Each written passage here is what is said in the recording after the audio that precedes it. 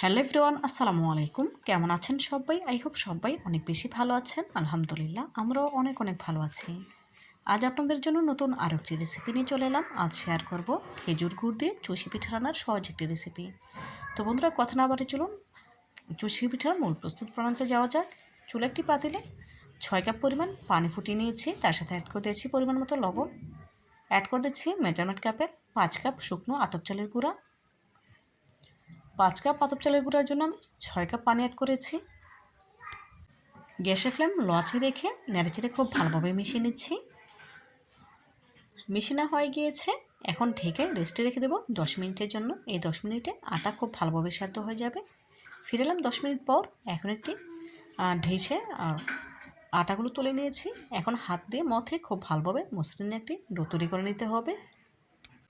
দেখুন, খুব ভালোভাবে মথে নিয়ে মসৃণ ডো তৈরি করে নিয়েছি।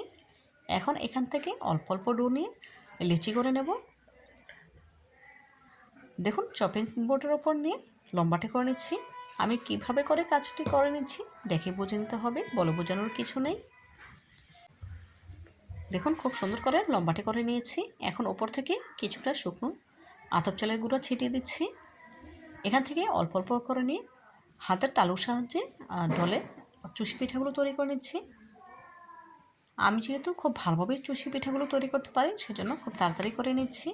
তবে আপনারা যদি এভাবে করে না পারেন, তাহলে ছোট ছোট করে লেচি থেকে নিয়ে তারপরে হাতের তালুর সাহায্যে একটু ডলে পিঠাগুলো তৈরি করে নেবেন। দেখুন, এক এক করে চুষি পিঠাগুলো তৈরি করে নিচ্ছি। দেখুন, একই প্রসেসে সবগুলো চুষি পিঠা তৈরি করে নিচ্ছি। এই চুষি পিঠাগুলো তৈরি করা একদম সহজ, চাইলে যে কেউ তৈরি করে নিতে পারেন।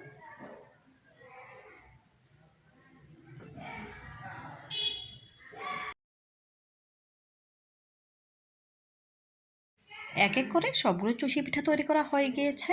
এখন এগুলোকে ভাপে সেদ্ধ করে নিতে হবে। ভাপ দেওয়ার জন্য এখানে একটি স্ট্যানার নিয়েছি। স্ট্যানারে করে এখন ভাপ দিয়ে নেব। দেখুন, স্ট্যানারে চুষি পিঠাগুলো ঢেলে নিয়েছি। এদিকে চুলে একটি পাতিলে পর্যাপ্ত পরিমাণে পানি ফুটিয়ে নিয়েছি। এখন ফোটানো পানির পাতিলের ওপর স্ট্যানারটি বসিয়ে দিচ্ছি। ঢাকা দিয়ে 10 মিনিট জাল করে ভাপে সেদ্ধ করে নেব। দেখুন, 10 মিনিটে চুষি পিঠাগুলো খুব ভালোভাবে ভাপে সেদ্ধ হয়ে গিয়েছে।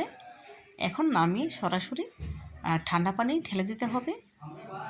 ফ্রিজ ঠান্ডা না, নর্মাল পানিটাই দিতে হবে। দেখুন, চুষি পিঠাগুলো একদম ঝরঝরে হয়ে গিয়েছে। এখন রান্নার জন্য চুলায় চলে যাব। চুলায় একটি প্যান বসিয়ে নিয়েছি। দিয়ে দিলাম 400 গ্রামের মতো খেজুরের গুড় গ্রেট করে নিয়েছিলাম। সামান্য একটু পানিতে এখন গালিয়ে নিতে হবে।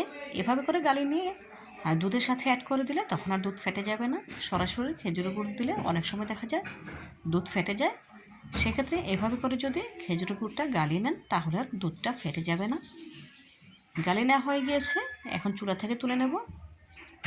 এদিকে চুলা একটি প্যানে নিয়েছি 3 লিটার লিকুইড দুধ। তার সাথে অ্যাড করে দিচ্ছি কিছু আস্ত মশলা, এলাচ, দারচিনি ও তেজপাতা।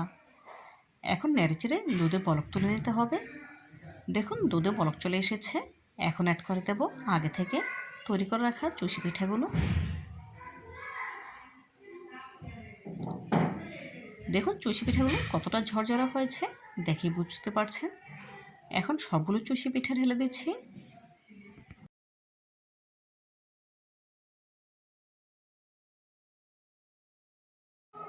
সবগুলো চুষি পিঠা দেওয়া হয়ে গিয়েছে। এখন একটু নেড়েচেড়ে নেব। অপেক্ষা করব চুষি পিঠা বলক আসা পর্যন্ত। যেহেতু চুষি পিঠাগুলো আগে থেকে সেদ্ধ করা ছিল, সেজন্য আর বেশিক্ষণ ধরে রান্না করতে হবে না, খুব সহজেই রান্নাটা হয়ে যাবে। এ পর্যায়ে বলক চলে এসেছে। 3-4 মিনিটের মতো ভালোভাবে বলক তুলে নিয়েছি। এখন এর সাথে অ্যাড করে দিচ্ছি আগে থেকে গালিয়ে নেওয়া খেজুরের গুড়টা। সম্পূর্ণ খেজুর গুড়টা দিয়ে খুব ভালোভাবে নেড়েচেড়ে মিশিয়ে নিচ্ছি। দেখুন, খেজুরের গুড়টা দুধের সাথে খুব ভালোভাবে নেড়েচেড়ে মিশিয়ে নিয়েছি। চুষি পিঠাগুলো এই পর্যায়ে পুরোপুরি সেদ্ধ হয়ে গিয়েছে দেখেই বুঝতে পারছেন। এখন এর সাথে অ্যাড করে দেবো মেজারমেন্ট কাপের 1.5 কাপ কোরানো নারকেল। এখানে আমি ফ্রেশ নারকেলটা ব্যবহার করেছি। আমি আমার পরিমাণ মতো নারকেল কোড়া দিয়েছি, তবে আপনারা আপনাদের পরিমাণ মতো কমিয়ে বা বাড়িয়ে দিতে পারেন। তবে চুষি পিঠাতে নারকেলটা একটু বেশি হলেই খেতে বেশি ভালো লাগে। খুব ভালোভাবে নেড়ে চেড়ে নিয়েছি। এই পর্যায়ে চুষি পিঠা আমার রান্না করা হয়ে গিয়েছে। লবণটা অবশ্যই চেক করে নিতে হবে। দেখুন আমি লবণটা চেক করে নিচ্ছি।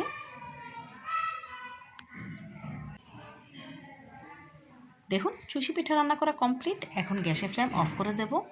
কিছুটা ভেজা ভেজা থাকতে চুলা থেকে নামিয়ে নিতে হবে। যখন এটা ঠান্ডা হবে তখন কিন্তু আরও ঘন হয়ে আসবে। চুলা থেকে নামিয়ে এখন একটি সার্ভিং ডিশে সার্ভ করে নিচ্ছি।